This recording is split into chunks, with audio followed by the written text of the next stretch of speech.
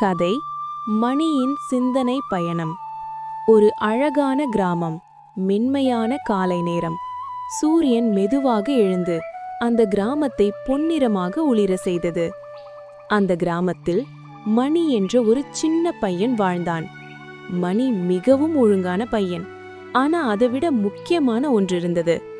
அவன் மனசு முழுக்க கேள்விகளால் நிரம்பியிருந்தது. ஒரு நாள் வீட்டு வாசலில் நின்று மணி சுற்றி பார்த்தான். கோழி காலையில் கூவியது. பசுக்கள் மெதுவாக நடந்தன. மரங்கள் காற்றோடு அசைந்தன.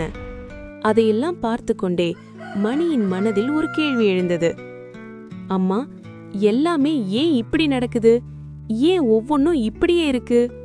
அவன் கண்களுக்கு தெரிந்த ஒவ்வொன்றையும் ஏன்னு கேட்க ஆரம்பித்தான். அம்மா அவனை பார்த்து மெதுவாக சிரித்தாள். அவளுக்கு தெரியும், மணி தனக்கு தெரியாததை கேட்டறிய விரும்பினான். அவன் புரிந்து கொள்ள முயற்சி செய்கிறான். கேள்வி கேட்பது தவறில்லை கண்ணா என்று அவள் மென்மையாக சொன்னாள். அடுத்த நாள் பள்ளியில் ஆசிரியர் ஒரு வாடிய செடியை காட்டினார். இந்த செடி ஏன் வாடிப்போச்சு என்று அவர் கேட்டார். மணி சிறிது நேரம் யோசித்தான். பிறகு கையை உயர்த்தினான். தண்ணீர் கிடைக்காததால மிஸ் என்று சொன்னான்.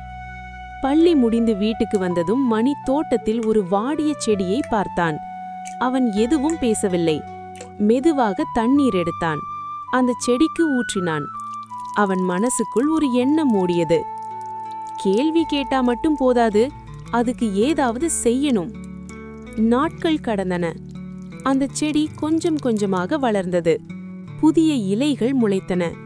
செடி உயிர் பெற்றது. மணி சந்தோஷமாக ஓடி வந்து சொன்னான், அம்மா பாரு, செடி நல்லா வளருது. அம்மா சிரித்தாள். மணியின் தலையை அன்பாக வருடினாள். கேள்வி கேட்டதோடு நிற்காமல் அதை செயலாக்கியதற்காக பள்ளியில் ஒரு நாள் மணியை ஆசிரியர் பாராட்டினார். அந்த நாளில் மணி ஒரு விஷயத்தை தெளிவாக புரிந்து கொண்டான். கேள்வி கேட்பது அறிவின் தொடக்கம். அதை செயலோடு சேர்த்தால் வாழ்க்கை அழகாக மாறும்.